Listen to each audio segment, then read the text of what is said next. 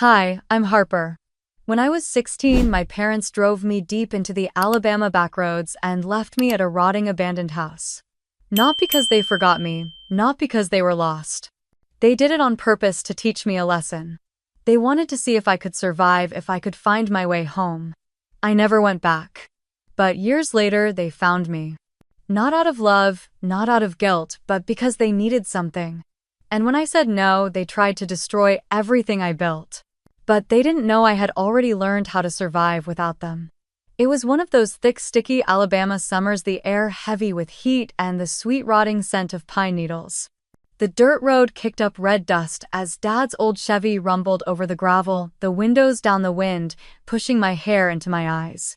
Jack, my father, kept tapping the steering wheel, humming to the static of the radio, while Mom Marlene fanned herself with a crumpled church bulletin.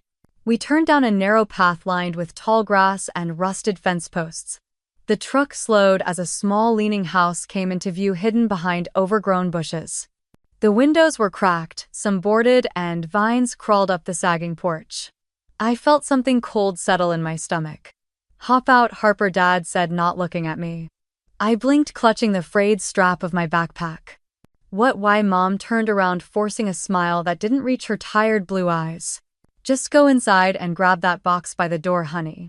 It's from an old friend." The engine idled, rumbling beneath me as I opened the creaky door and stepped onto the gravel. Heat shimmered off the hood, making the air dance. The moment I closed the door, Dad's window rolled down. His face was blank, his eyes hidden behind old aviator sunglasses. "Let's see how she finds her way home," he muttered loud enough for me to hear. Before I could open my mouth, the truck rolled forward, tires crunching over gravel, then sped up, kicking a cloud of red dust into the air. I coughed, waving a hand in front of my face, the outline of the truck growing smaller as it turned back onto the main road, leaving me standing there in the heat. I stood frozen for a moment, the buzzing of cicadas loud in my ears, the scent of dirt and dry grass filling my lungs. My fingers trembled as I pulled my phone from my pocket, but the screen glared up at me, service bars gone, nothing but the time blinking in the corner. I swallowed hard and turned toward the house. The wood on the porch was gray and splintered, nails sticking out like crooked teeth. I stepped carefully, the boards creaking under my weight, the heat of the sun beating down on the back of my neck. Inside, the smell of mildew and damp wood hit me like a slap. The air was heavy still, and I could hear a slow drip coming from somewhere deeper in the house. I looked around, eyes adjusting to the dim light filtering through cracks in the boards. The wallpaper was peeling, revealing yellowed plaster underneath, and the floor was scattered with old leaves and dirt blown in by the wind. I didn't see any box by the door.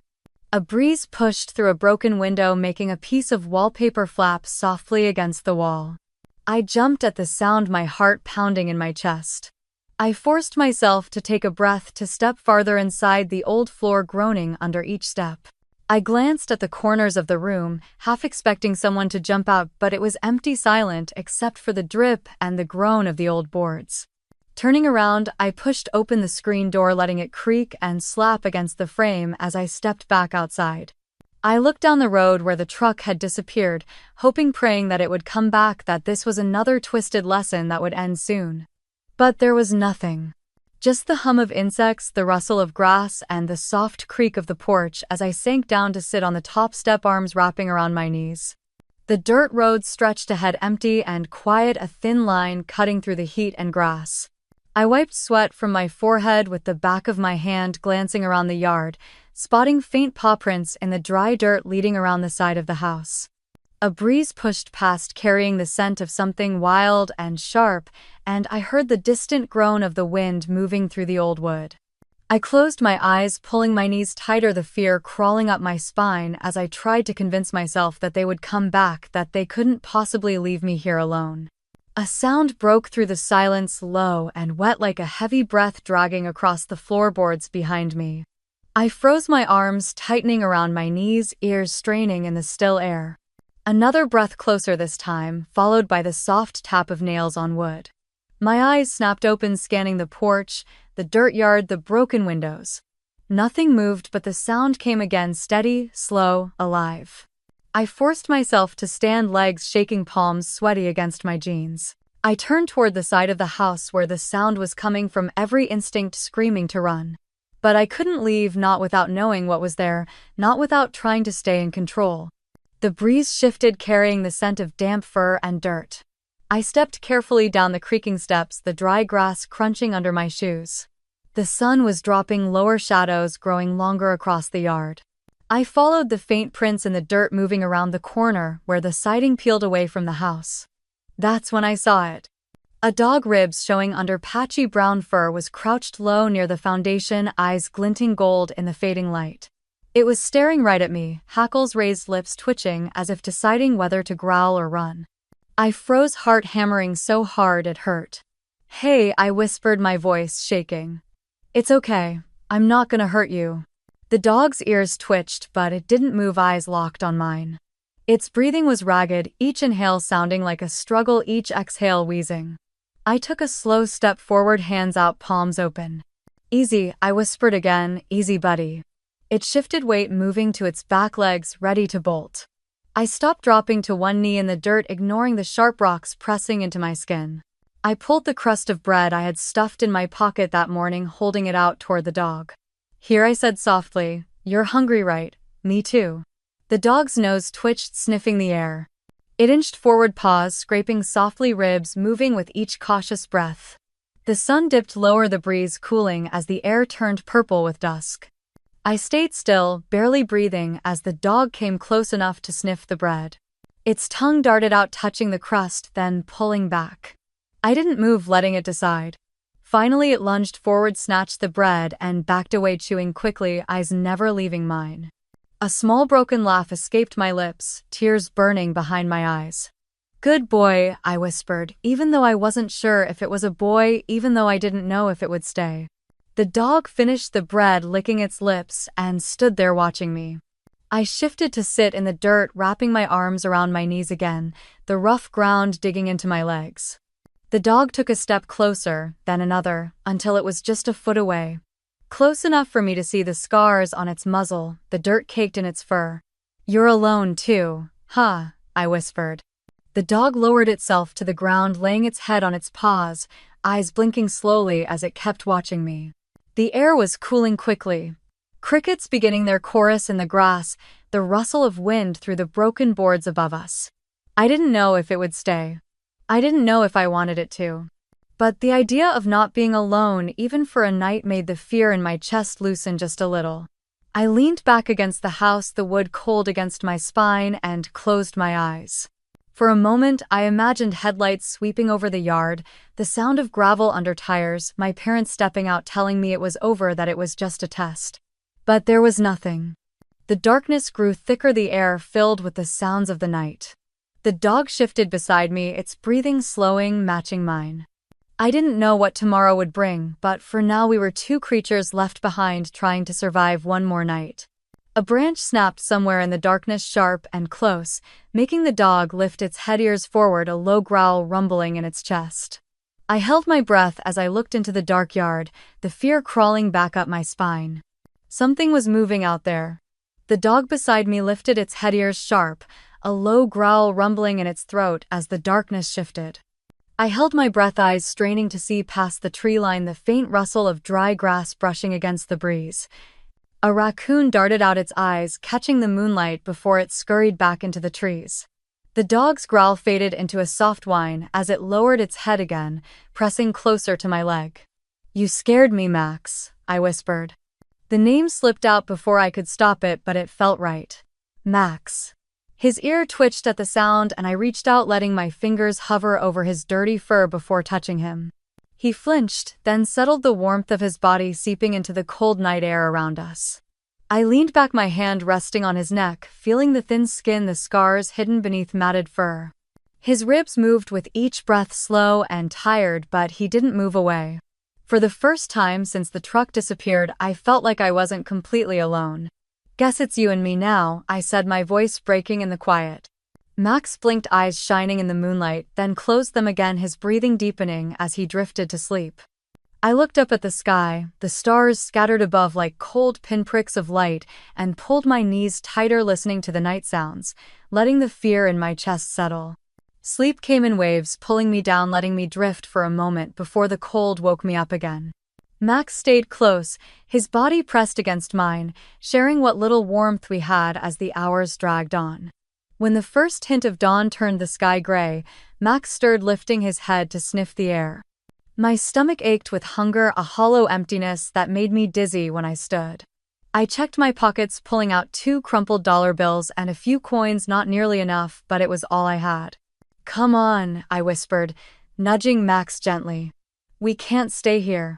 We moved down the dirt road, Max walking close to my side, occasionally bumping into my leg as if to remind me he was there. The world was quiet in the early light, the air cool, the gravel crunching under our feet. We reached the old railroad tracks, the steel cold under my fingers as I used them to steady myself, balancing on the rails for a few steps before dropping back to the dirt. Max sniffed along the edges, finding something small and dead, nudging it before looking back at me, ears low. "I know, buddy," I said, "I'm hungry too." Further down the tracks, we found an apple tree, its branches hanging low over a sagging fence. A few bruised apples lay in the grass, and I grabbed one, wiping the dirt off on my shirt before taking a careful bite. The sweetness filled my mouth, sharp and comforting, and I dropped to sit, letting Max chew on a piece I broke off for him. He ate, quickly licking the juice from his whiskers, then looked up at me with those gold eyes waiting for more. I handed him another piece, the corners of my mouth lifting for the first time in days. We shared 2 apples, and it wasn't enough, but it was something. Max licked my fingers clean, his tail thumping softly against the grass. I ruffled his ears, his fur rough under my hand, and for a moment it almost felt normal. We kept walking, the morning sun warming, the back of my neck drying the dew on the grass as we moved toward the distant sound of cars. I didn't know where we were going, but we couldn't stop, not yet, not here. Max stayed with me, each step matching mine, his head turning with every sound, every car passing on the distant road. We reached a gas station, the pumps old and rusted, the building boarded up, but the outdoor spigot still dripped water.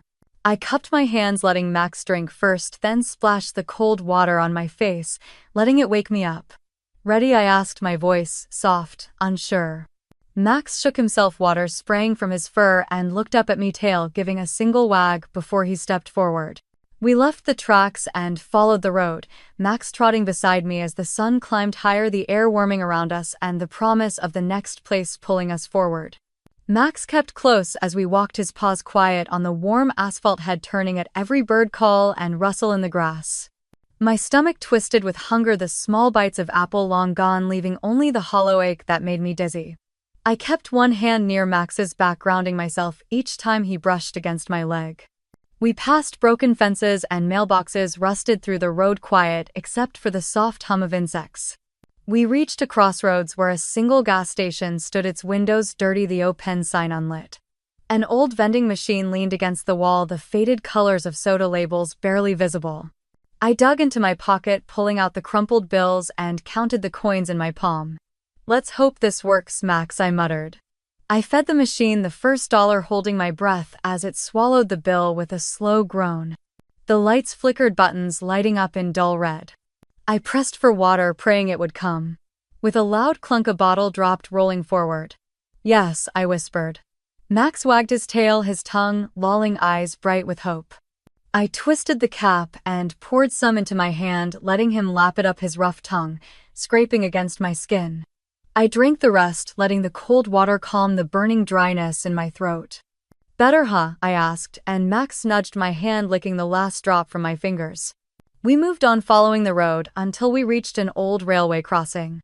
Max sniffed around the wooden ties, then jumped when a train horn blew in the distance, the sound echoing across the fields.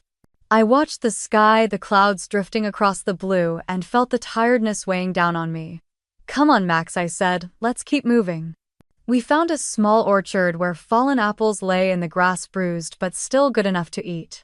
I picked a few, wiping them on my jeans before taking small bites, letting Max eat pieces I tore off for him. Juice dripped down my fingers, sticky and sweet, mixing with the dirt on my hands. Max's tail thumped the ground each time he finished a piece, his eyes searching for the next bite. I smiled even if it hurt and gave him another piece, watching him chew carefully, his eyes never leaving mine. "You're a good boy," I said, softly ruffling his ears. When the sun started its slow drop in the sky, painting everything in gold, we walked toward the edge of town. I saw the sign for a diner ahead, its paint peeling, but the smell of cooking drifting through the air, making my stomach clench with longing. Max sniffed the air, whining softly, pulling me forward with gentle tugs of excitement. I looked at the last coins in my hand, not enough for a meal, but maybe enough for a piece of bread or something small. We reached the diner, and I led Max around to the side where a small patch of shade offered a place to rest. I dropped my backpack, letting my legs fold under me as I leaned back against the warm brick wall. Max lay down beside me, head resting on my knee, his eyes watching every movement around us. The smells from the kitchen made my head spin, the sound of plates clinking and laughter drifting through the thin windows. My eyes grew heavy, the exhaustion of the day catching up to me, pulling me toward a restless sleep. Just as I let my head fall back, letting the late afternoon breeze brush over my face, a deep voice cut through the noise. "Hey kid," it said, rough but not unkind. "What are you doing out here all alone?" Max shot up, barking, his fur bristling as he stepped between me and the man. I scrambled to my feet, grabbing Max's collar, my heart thudding so loud I could barely hear. The man stepped back, holding up his hands, palms out, his eyes steady on mine. "Easy kid," he said, his voice rough but calm. "I'm not here to hurt you." Max growled low, his body tense, but he didn't lunge. The man crouched down, slowly pulling something from the pocket of his worn jeans. It was a piece of bread wrapped in a napkin, fresh enough for the smell to reach Max's nose. "You hungry boy?" the man asked, holding the bread out. Max's growl turned into a whine, his nose twitching as he inched closer. I held his collar tighter, my eyes locked on the man, searching for any sign of danger. His face was lined, a rough beard covering his jaw, but his eyes were a soft gray, tired but kind. "I'm Frank," he said, looking at me, not forcing a smile, just letting the words settle. "Frank Owens. I think I know who you are." My breath caught, fear spiking in my chest. "You don't know me," I said, my voice shaking. Frank nodded, keeping his eyes on Max as he sniffed the bread. "Maybe not well, but I know your dad, Jack. We worked together years ago." Max took a cautious step forward, sniffing the bread, then looking back at me as if asking permission. My stomach twisted at the mention of my dad's name, but Max's eyes were full of hope, and I let go of his collar. "It's okay," I whispered. Max snatched the bread, stepping back to chew quickly, crumbs falling into the dirt. Frank stayed crouched, watching Max, giving me space as I wrapped my arms around myself, the cold of the brick pressing into my back. "How long you been out here, kid?" Frank asked, his voice lower, now less sharp. I didn't answer. I looked away, blinking back, the sting in my eyes as I watched Max finish the bread, licking the crumbs from his whiskers, tail giving a small wag. Frank stood up slowly, pulling another piece of bread from his pocket, holding it out to me. "You look like you could use this too." I hesitated, then reached out, grabbing the bread quickly, holding it to my chest before tearing off a small piece to taste. It was soft, fresh, and I swallowed it down, ignoring the tears that burned in my eyes. "I'm not going to hurt you," Frank said again, softer. "You don't deserve to be out here like this." My shoulders shook, the tears falling before I could stop them, mixing with the dirt on my cheeks. Max pressed against my leg, licking my hand, the warmth of his body grounding me as I cried. Frank didn't move closer, didn't try to touch me. He just stood there, hands in his pockets, letting me fall apart in the safety of the small space behind the diner. When the tears slowed, I wiped my face with the back of my hand, my breathing shaky. Frank finally spoke, his voice steady. "Your dad," he started, then stopped, looking at the sky before meeting my eyes again. "Your dad was never good at being a father. But that doesn't mean you have to pay for it." I swallowed, my voice barely a whisper. "They left me." Frank nodded as if he already knew. "I know, kid. And it's not right." Max sat down, leaning into me, his eyes closing as I scratched behind his ear. Frank watched us for a moment before crouching again, looking me in the eye. "You want a hot meal?" he asked. "A place to clean up, maybe let your dog rest." I opened my mouth, then closed it, the fear and hope tangling in my chest, making it hard to breathe. Frank didn't push. "I won't force you," he said. "But you don't have to keep running, not tonight." I looked at Max, who opened one eye, watching me, waiting. My fingers tightened in his fur, the small weight of hope settling in my chest for the first time in days. Frank stayed quiet, letting the silence settle between us while I wiped my face. Max shifted against my leg, letting out a soft huff as if telling me it was okay to move to trust just this once. Frank glanced at Max, then back at me, his eyes steady but not demanding. "Come inside," he said, nodding toward the diner's back door. "There's warm food and water. You both look like you need it." I looked down at Max, who wagged his tail once, lifting his head, tongue hanging out, waiting for me to decide. My stomach twisted again, reminding me of how empty it was, but my feet felt stuck to the ground. Frank stepped back, opening the door, the warm air drifting out with the smell of fresh coffee and something sweet. Max sniffed the air, whining softly, nudging my leg with his nose. "Okay," I whispered, more to myself than to him. We stepped inside, the door closing softly behind us. The kitchen was small, a single light buzzing above, casting a warm glow over the counters stacked with plates and bowls. A pot of soup simmered on the stove, steam curling into the air.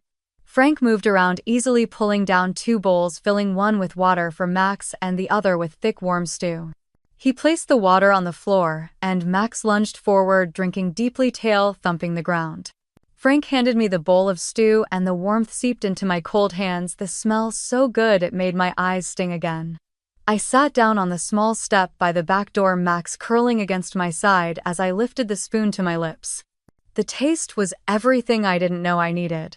Warm, salty, comforting, like something I had only seen in other people's kitchens. I ate in small bites, letting the food calm the ache inside me.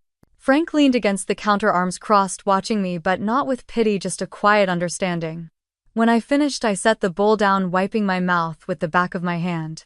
"Thank you," I whispered, my voice small. Frank nodded. "No thanks needed, kid." Max finished his water, looking up at Frank, then at me, licking his lips. I scratched behind his ear, feeling him relax, his body warm against my leg. Frank walked over and crouched down, pulling something from his back pocket. It was a worn leather wallet, and from it he pulled out a small faded photo. He held it out to me, and I took it carefully, my breath catching in my throat. It was a picture of me, maybe 8 years old, missing a front tooth, smiling with my arms around a puppy that looked a lot like Max. My dad stood behind me, his hand on my shoulder, his face younger, but the cold look in his eyes was the same. "You kept this?" I asked, my voice shaking. Frank nodded.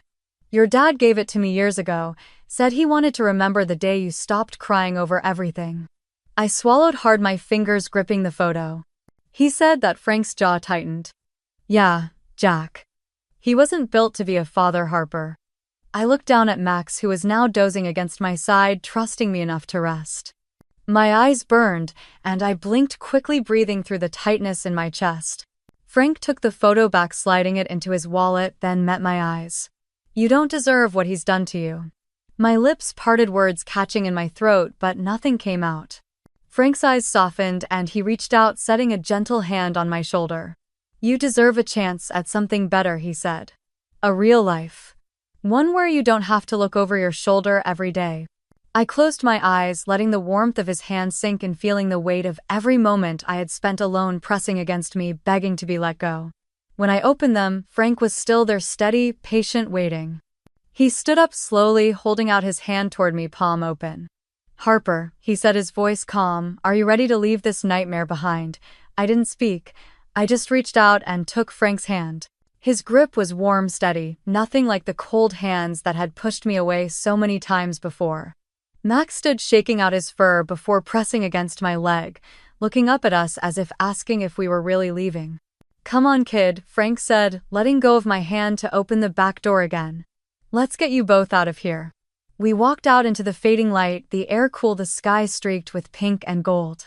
Frank led us to his truck, an old blue Ford with dents on the side and a cracked windshield. He opened the passenger door, gesturing for me to climb in.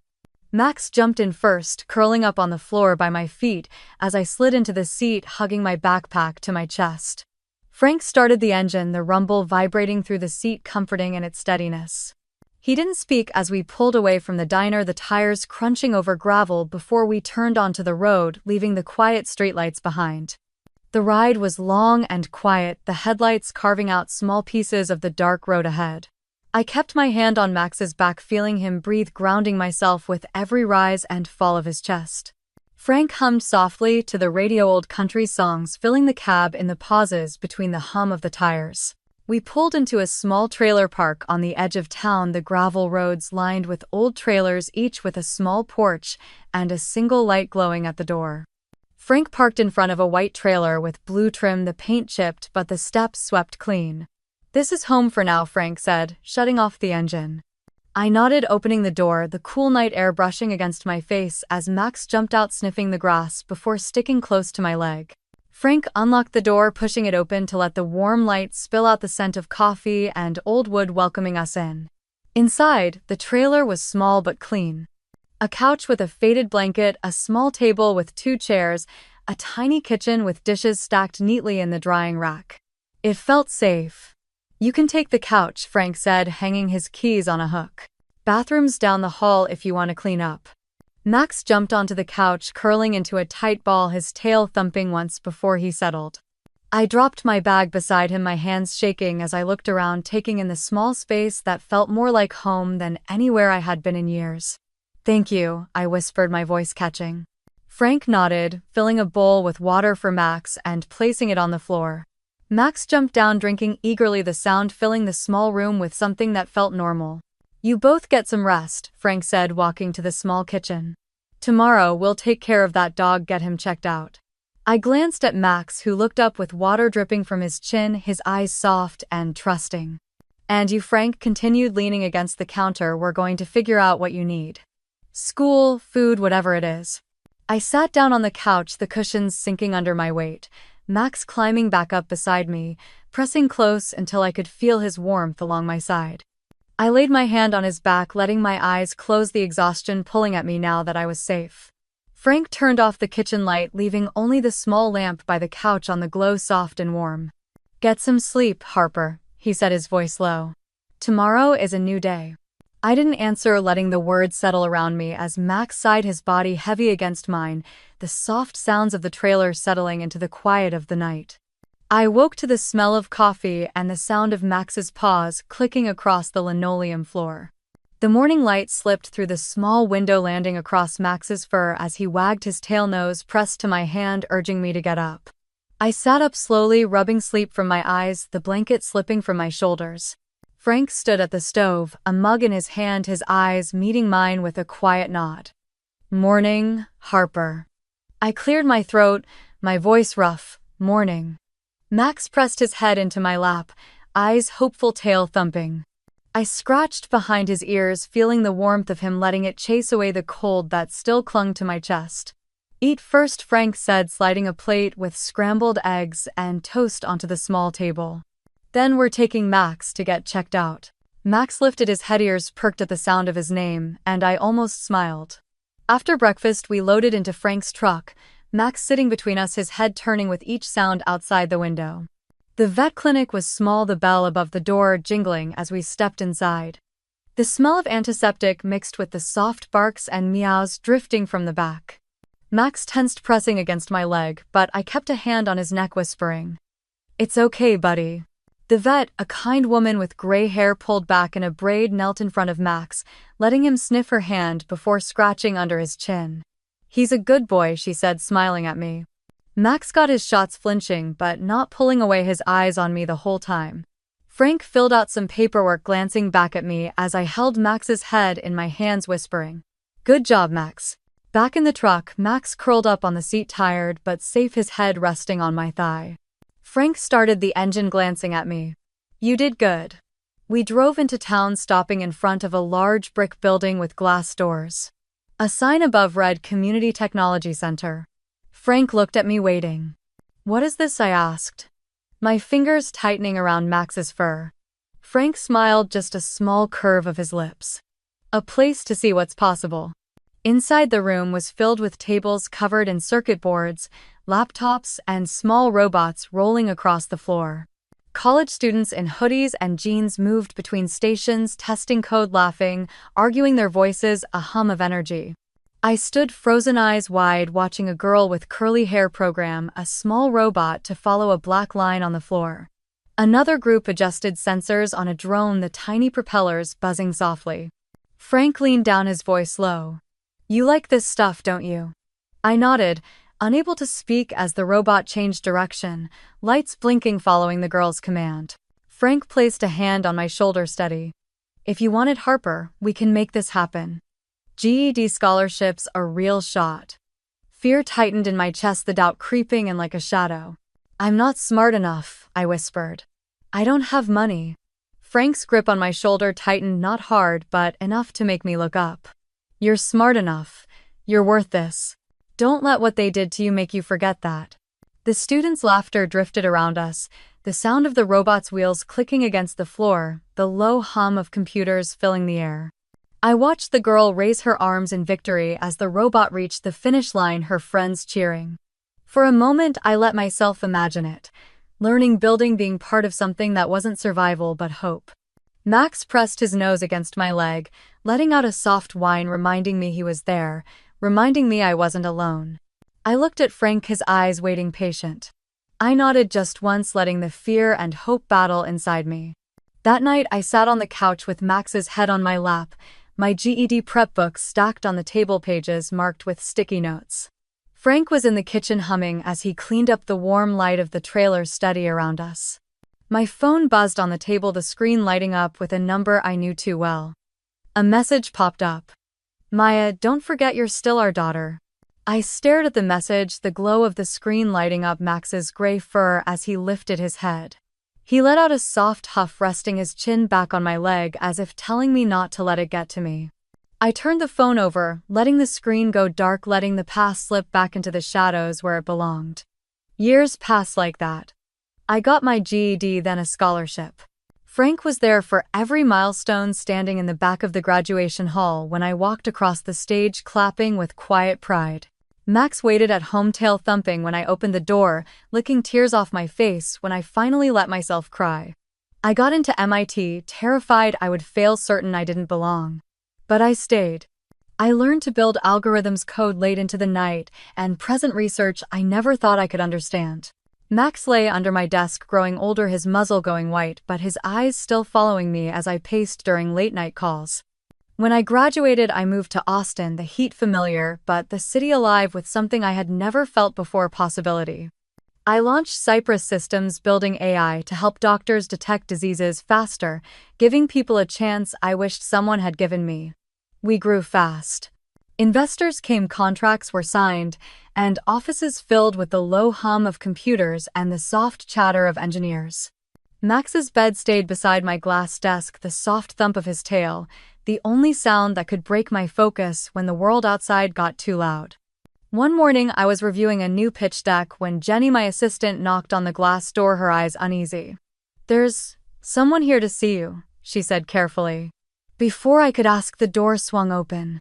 My mother stepped in first, wearing a pale pink blouse, her hair curled, her smile tight and practiced.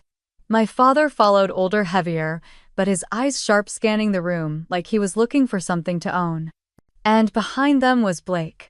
His hair was longer, his shirt wrinkled, the scent of cheap cologne and cigarettes clinging to him as he smirked at the polished floors and the awards lining the walls. "Wow," Blake said, letting out a low whistle. "You really made it, huh?" I stood up slowly, the distance between me and them feeling like miles even in that small office. Max lifted his head, letting out a low growl before settling back down, his eyes fixed on Blake. "Why are you here?" I asked, my voice calm, the steel in it even surprising me. My mother's smile cracked. "Maya, honey, we're family. We just wanted to see you." Blake scoffed, rolling his eyes. "Cut it out, Mom." My father stepped forward, his hands in his pockets. "We're in a bit of trouble, kid. Times are tough."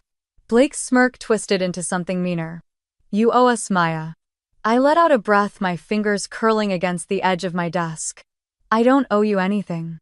Blake stepped closer, slamming his hand down, making Max stand, teeth bared, a low growl in his throat. "You think you're better than us now," Blake spat. "You think you can just take Frank, take everything, and leave us to rot." My mother's eyes flashed, her voice sharp. "We are your family. You owe us respect." I met her eyes steady. "Respect is earned." Blake's hand curled into a fist, but my father grabbed his arm, pulling him back. The room was silent except for Max's low growl and the hum of the AC. "We need your help," my father said, his voice lower, but the command in it was clear. I shook my head, stepping back. Blake's face turned red, his teeth grinding. You owe us, Maya. You owe me. I picked up Max's leash, clipping it to his collar, ignoring the way my mother's eyes followed every movement. Get out, I said, my voice cold. My mother's eyes narrowed, the sweetness gone. You'll regret this. I opened the door, waiting. One by one they left, my mother's perfume lingering in the air, long after the door clicked shut. Max pressed against my leg, his body warm, his eyes asking if it was over. But I knew it wasn't. I locked the door, leaning my forehead against the cold glass, letting out a breath I didn't know I was holding. Max sat down beside me, his eyes following every small movement, waiting, guarding. I sank down next to him, resting my hand on his back, feeling the soft rise and fall of his breathing. They won't stop, I whispered. Max nudged my hand, pressing his head into my palm, reminding me I wasn't alone, not anymore. I closed my eyes, letting the steady hum of the office lights and the quiet click of the AC settle the storm building in my chest. That night I stayed late at Cypress Systems, the glow of the city lights outside, blending with the screens lighting up the office. Max lay under my desk, his head resting on his paws, his eyes half closed but always watching. Emails buzzed in meetings, scheduled investors to reassure, projects to approve.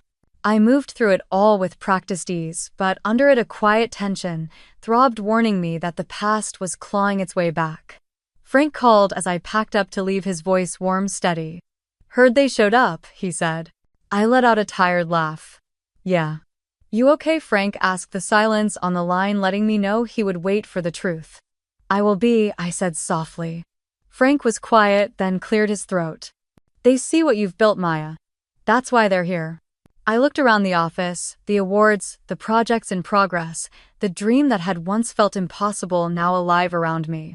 They're not taking it, I said, my voice firm.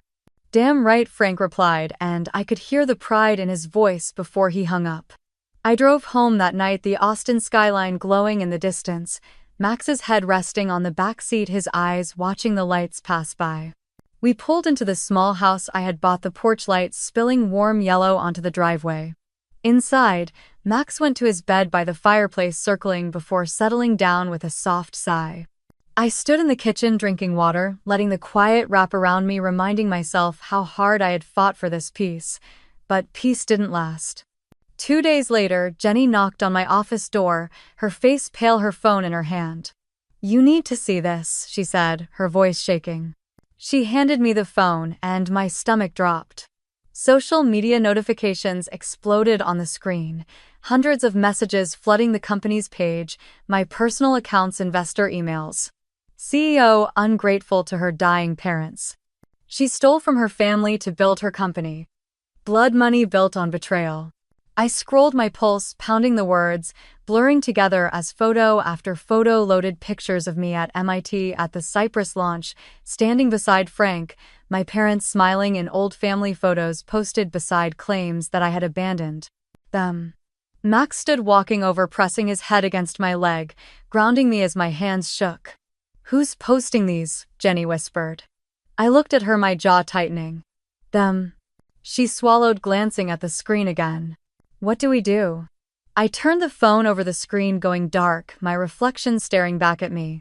They want a war, I said, my voice calm, cold. Max let out a low growl, his eyes sharp, as if he understood. Then we'll give them one. The notifications didn't stop, a constant buzzing that filled the office and my home even in the dead of night. Blake had created a Facebook group, his face front and center, in every video, claiming I had stolen from my dying parents, calling me a cold-hearted thief who left them to starve while I built my empire. Behind him, my mother sobbed on live streams, tissues clutched in her shaking hands as she told strangers how I abandoned them. My father sat beside her, shaking his head, muttering about ungrateful children and family betrayal. The comments flooded in. She's a monster. Money changes people. Someone needs to stop her. I watched as contracts slipped away, emails from investors asking for clarification, the silence that followed after I sent explanations no one wanted to read. Employees whispered when I walked by, their eyes darting away, the tension in the hallways thick enough to choke on. Then the tabloids picked it up. CEO's family betrayal, a daughter's cold goodbye. Clickbait headlines, stolen photos from my college years, blurry images of my parents' tear-streaked faces, and lies that were easier to believe than the truth. Max grew sicker, his breathing ragged, every step slower, his eyes still following me with quiet loyalty even as pain clouded them. I spent nights sleeping on the floor next to him, listening to his soft whimpers, counting each breath. One morning, as I carried Max to the car, my phone buzzed in my pocket. I balanced him carefully, one arm around his frail body, and swiped to see David's message. "They're threatening to sue," it read. "They want a portion of your company assets, claiming you owe them for raising you." My vision blurred, the morning light too bright, the weight of Max heavier than I could bear. I kissed the top of his head, whispering, "Hang on, buddy," as I closed the car door and drove to the vet. The clinic smelled like antiseptic, and fear the quiet hum of machines and soft voices in the back rooms. I held Max's paw as the vet examined him, the words complications and pain management echoing in my ears, each one a crack in the dam holding back my tears. Frank showed up that evening, letting himself in with a spare key, carrying 2 bags of takeout we wouldn't eat. He sat next to me on the floor where Max lay on a blanket, his breathing shallow, his eyes closing and opening slowly. Frank's hand found mine, rough and warm, steady as it had always been. "You've been quiet long enough, Maya," he said, his voice low. I shook my head, wiping tears that kept coming no matter how hard I tried to stop them. "They're trying to destroy everything. They're trying to take everything." Frank squeezed my hand, his eyes on Max, who let out a soft sigh, shifting closer to me.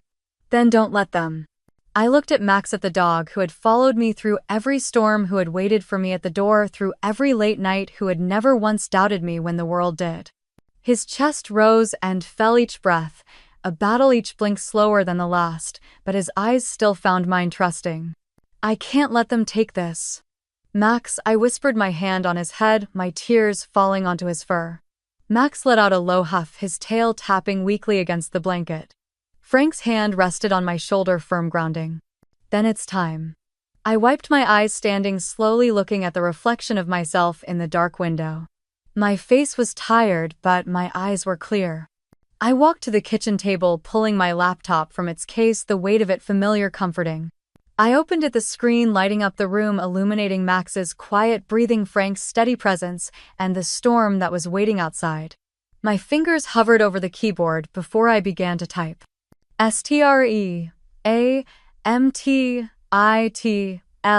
the truth. My hands shook as I adjusted the webcam, the faint hum of the laptop fan the only sound. Frank sat on the edge of the couch, his elbows on his knees, watching me without a word. Max lay beside him, his breathing labored, but his eyes opened, finding me, holding me steady. I clicked go live. The screen flashed, the red light blinking, the viewer count climbing from 5 to 50 to over 100 in seconds. Comments started flooding in a stream of angry words, questions, accusations. I took a deep breath. "My name is Maya Holloway." I began, my voice low, steady. "And this is the truth." I could see my reflection in the small camera window, the dark circles under my eyes, the exhaustion, the pain. But I didn't look away. "You've seen the videos. The stories. You've heard my parents, my brother telling you I abandoned them, stole from them, left them to suffer while I built my life." My throat tightened, but I pushed through, my hands gripping the edges of the laptop. "They didn't tell you about the day they left me at a rotting house when I was 16. About how they drove away laughing, calling it a lesson. About how I spent years fighting to survive while they ignored me, while they told me I was worthless." Frank shifted his eyes on me, nodding, reminding me I wasn't alone.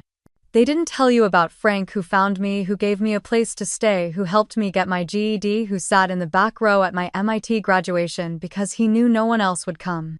I paused, the viewer count climbing, the comments slowing, people listening. "They didn't tell you about the nights I spent building this company, about the people we've helped, the families we've saved with our work. About Max," I glanced at him, my voice cracking, "who stayed by my side every step, who never let me feel alone." I wiped a tear that slipped down my cheek, breathing hard. "They want to take it all. They want to destroy everything because they think I owe them something." I leaned closer to the camera, my eyes locking onto the lens. "I don't owe them my life." The comments exploded, but I ignored them, the weight in my chest loosening as the truth spilled out piece by piece. They want you to believe I am a monster, I said softly, but I'm just someone who survived. Max let out a low, tired whine, and I reached down, resting my hand on his head, feeling the soft warmth, the loyalty that never wavered. Frank stood, placing a hand on my shoulder, grounding me. They won't take this from me, I whispered, more to Max than to the camera, but I knew they could hear me. I ended the stream, the screen going black, the reflection of myself, staring back, tired but unbroken.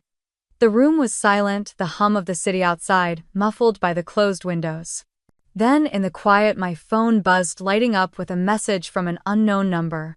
"You think this is over? It's just beginning." I stared at the message, my thumb hovering over the screen as Max shifted beside me. Frank watched quietly, his arms crossed, his eyes waiting calm. I took a slow breath, locking my phone and setting it face down on the table. "They think they can scare me," I said, my voice barely above a whisper. Frank nodded. "They don't know you." That night, I didn't sleep. I sat by Max's bed, his breathing slow, his eyes fluttering open every so often to find me, to remind me that he was still here. I opened my laptop, the glow lighting up the dark room, and began to write. Every word, every memory, every scar they left behind, I laid it bare. I told them about the day they left me at the abandoned house, the smell of rot and fear thick in the air as I waited for parents who never came back. I told them about every lesson they taught me, the nights I spent outside in storms, the mornings I walked miles in the rain, the way my name felt like an insult in their mouths. I told them about Frank, about the day he found me, the day he gave me food, shelter, and the first moment I felt safe in years. I told them about Max, the stray who chose me, who followed me through every hard day, who laid by my side through every long night of studying, coding, building. I told them about MIT, the fear of not being enough, the exhaustion, the victories that felt small until they weren't. I told them about Cyprus, about the lives we saved, the work we did, the team that became my family when I had none. I told them everything. When the sun rose, I hit upload. The video went live, and for a moment I was terrified. I stood by the window watching the dawn creep across the sky, Max pressing against my leg, warm and constant. Then the views climbed. Comments poured in. "I believe you. You are so strong. They don't deserve you." Number. "Stand with Maya" trended within hours. People sharing my story, people telling their own people, standing up when they once stayed silent. Emails came in from investors, short but steady. "We believe in you. Your work matters. You have our support." Clients returned, contracts re-signed, and the hum of the office returned, louder, stronger, a promise that the storm wouldn't wash us away. I checked social media once, only once, to see the fallout. Blake's friends turning on him, calling him a liar, a leech. My parents' neighbors posting videos, shaking their heads, calling them out for what they did, for what they tried to destroy. They had lost their power, and the silence that followed was not empty but peaceful. I sat in the quiet of my office, Max's head on my foot, the light from the setting sun painting the room gold. For the first time in years, the air felt clear, the heaviness lifting from my shoulders. I closed my eyes, letting the moment wash over me, letting it sink into the parts of me that had once been too broken to hope. Then my phone buzzed again. Blake's name lit up on the screen, his words sharp, bitter. "You'll regret this. You made us lose everything." I stared at the message, the light of the screen reflecting in the window, the promise of another battle waiting. I set the phone down, pressing my palms to the cool surface of the desk as the words sank into the quiet. Max shifted beside me, letting out a tired breath, his body curled tightly, the tip of his tail flicking once before it stilled. The city lights outside blinked, each one a reminder that the world was still moving even as the past tried to drag me back. Frank stepped into the office, the door clicking softly behind him. He carried 2 mugs, the steam rising in thin threads into the dim light.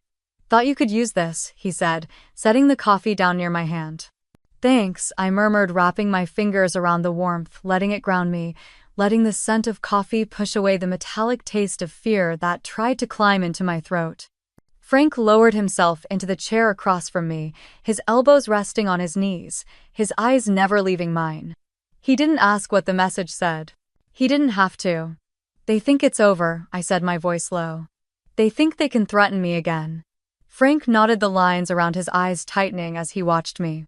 They're scared, Maya. Because you stood up. I looked away, my eyes catching on the framed photo on the shelf. Me and Max 3 years ago standing outside the Cypress building on opening day. My smile had been real then, the future wide open, untouched by the storm that would come. I swallowed, blinking back the sting in my eyes. I thought it would feel different, I admitted. Telling the truth. I thought it would feel like winning. It does, Frank said quietly. It just doesn't feel like it yet. The notifications on my laptop blinked, soft pings breaking the silence. I clicked open the messages one after another. Investors reaffirming their contracts. Clients thanking us for staying open. Strangers writing paragraphs sharing how the livestream gave them courage to speak up about their own families, their own pain. Number, stand with Maya. Trending, the words repeated under images of me speaking of Max resting beside me, of the small office that had become the heart of a battle I never wanted. I scrolled each message, adding weight and lightness at the same time, a paradox I wasn't ready to name. My hand dropped to Max's head, scratching behind his ear, feeling the warmth, the steady presence that never faltered. Frank stood, moving to the window, looking out over Austin's glowing streets. You've done something most people never could, he said, his reflection, a quiet shadow against the glass. You've told the truth and lived. I turned in my chair, watching him. They're going to keep coming, Frank. He glanced back, a small smile tugging at the corner of his mouth. Let them. The room was quiet, the kind of quiet that felt earned. The kind of quiet that comes after a storm when the world is still wet but the air feels clearer. Max let out a soft huff, shifting his eyes, meeting mine, tired but calm. I knelt down, pressing my forehead to his, letting the moment anchor me. You did good, buddy, I whispered. You did so good. His tail thumped once, the soft sound louder in the quiet room than any threat Blake could send. Frank turned back, leaning against the edge of the desk, his eyes on me, on Max, on the laptop that still glowed with messages of hope and rage and support. They can't take this from you, Maya, he said. I stood, my legs stiff, my shoulders heavy but steady. I looked around the office, the whiteboards filled with plans, the notes stuck to screens, the small cactus on the windowsill I kept forgetting to water. This was mine. Ours. And they would not take it. The last notification caught my eye, a message from a woman I didn't know. You're not alone.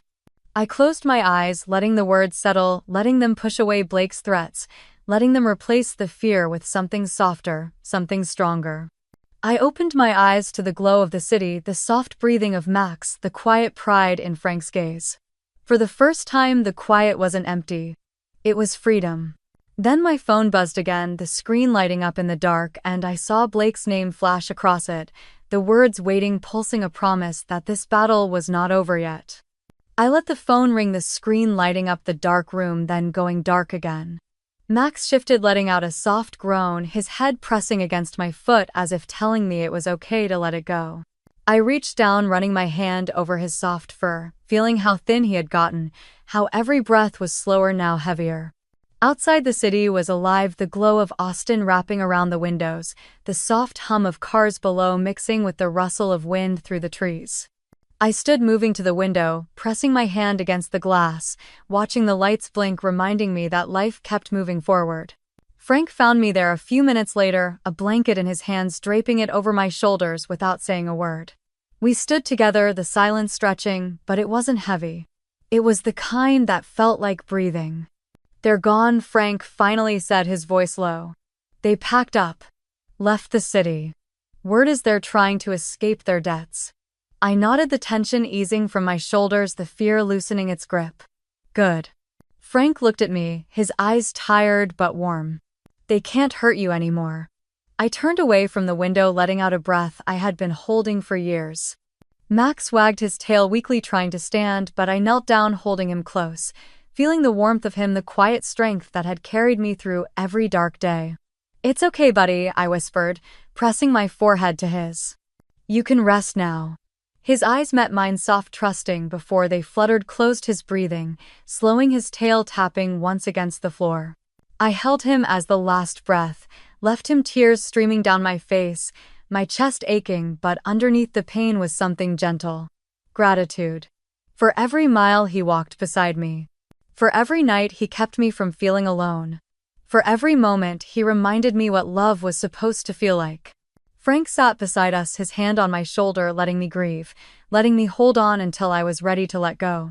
When I finally stood, the city was quiet, the dawn just starting to break, painting the sky in soft pinks and golds. I wrapped Max in the blanket, carrying him to the small patch of earth I had chosen under the oak tree in the backyard. Frank helped me, his hands steady, his silence comforting as we lowered Max into the ground, the morning light washing over us, a soft breeze rustling the leaves above. I placed his favorite toy beside him, the worn-out rope he used to tug at, the one that had survived every move, every late-night coding session, every storm. "Thank you," I whispered, pressing my hand into the fresh earth. Frank placed a hand on my back. "You saved him, Maya. And he saved you." I nodded, wiping my tears, letting the morning air fill my lungs, letting the warmth of the sun touch my face. We walked back inside the quiet house, no longer feeling empty but peaceful. I sat at the kitchen table, the coffee warm in my hands, the silence wrapping around me like a promise. Frank stood by the door, turning before he left, his eyes meeting mine. "You saved yourself, kid, don't forget that."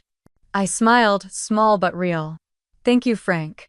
He nodded, leaving the door open just a crack, letting the morning breeze drift and letting the light fill the room.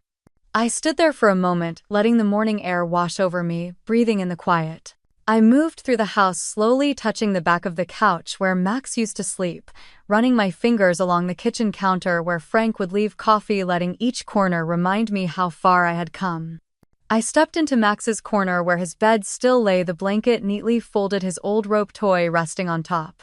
I picked it up, feeling the frayed edges between my fingers, closing my eyes as I remembered the way he used to tug at it, his tail wagging, his eyes bright, reminding me to laugh, reminding me to live.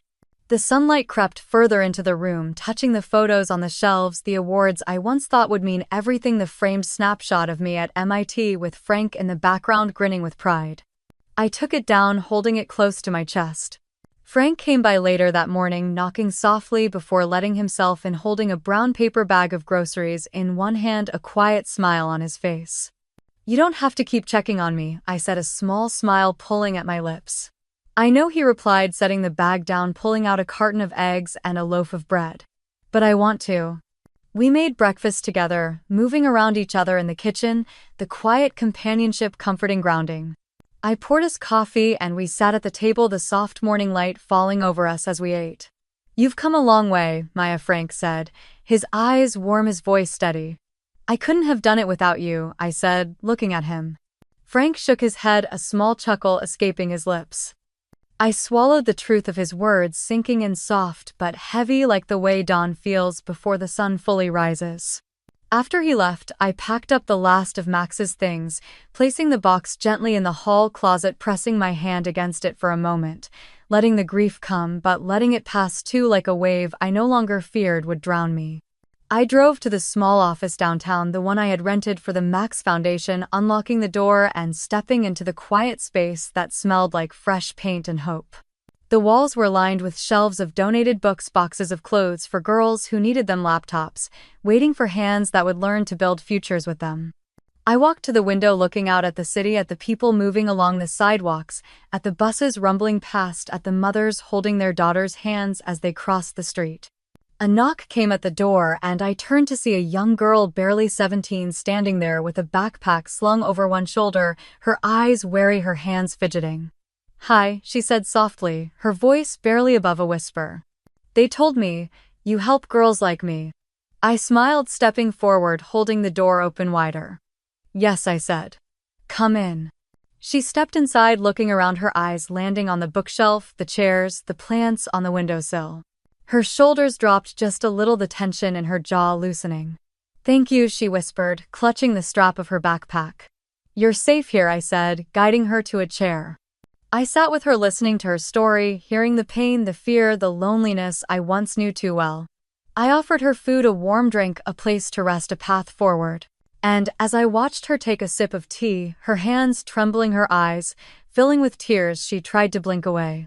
I felt Max beside me, felt Frank's steady hand on my shoulder, felt the warmth of a life I had fought to build. That evening, I stood on my balcony, the wind moving through my hair, the lights of Austin glowing below, the world alive and waiting. I took a sip of wine, letting the warmth settle in my chest, letting the peace wrap around me, letting the fear go, letting the guilt dissolve. I had chosen myself. And I was free. What would you have done if you were me?